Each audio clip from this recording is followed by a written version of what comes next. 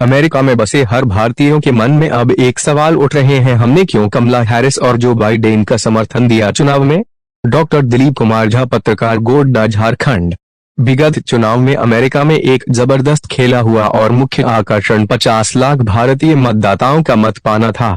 प्रधानमंत्री मोदी और ट्रंप की दोस्ती जगजाहिर हो चुकी थी। झप्पी लेना, हाथ मिलाने से लेकर अंतरंग मित्रता का व्यवहार, ट्रंप का हिंदुस्तान आना, मोदी का अमेरिका के सबसे बड़े स्टेडियम में लाखों लोगों की भीड़ में ट्रंप के लिए मदद करने की प्रधानमंत्री मोदी की अपील, ये सारी घटनाएं एक फूलों की नहीं कांटों की हार बन रही थी। रिपब्लिकन पार्टी के उम्मीदवार जो बाइडेन के लिए राजनीति चली खेला हुआ और ट्रंप चारों खाने चित और जो बाइडेन को मिला ताज।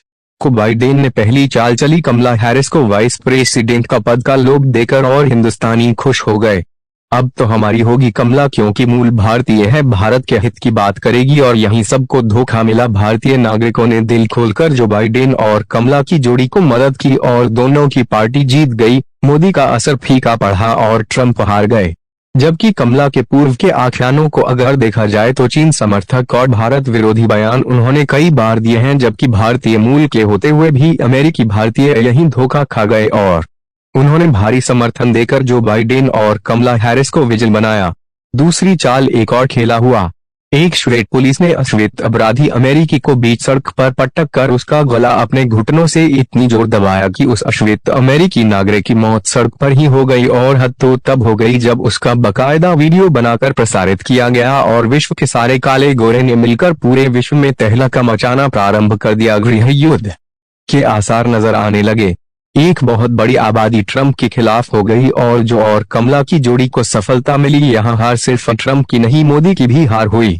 अब नीतियों को लागू करने के वक्त आ गया तो वो सारी नीतियां हिंदुस्तान के खिलाफ होने लगी और इसका फायदा चीन को भी मिला। कमला हैरिस अब भारतीय सिर्फ कहने की है या नाम की सिर्फ, लेकिन वो अब राष्ट्रभक्ति अमेरिका के साथ दिखाएंगी कर्म से और सिर्फ एक पॉजिटिव थॉट रहेगी हिंदुस्तान के लिए। इसी समीकरण ने पूरे विश्व की राजनीति पर अपना असर दिखाया। तालिबान को 85 अरब डॉलर का हथियार उपहार में देकर जो बाइडेन आया, जिनका उपयोग तालिबानी और पाकिस्तानी खालिस्तानी करेंगे भारत के खिलाफ कश्मीर में।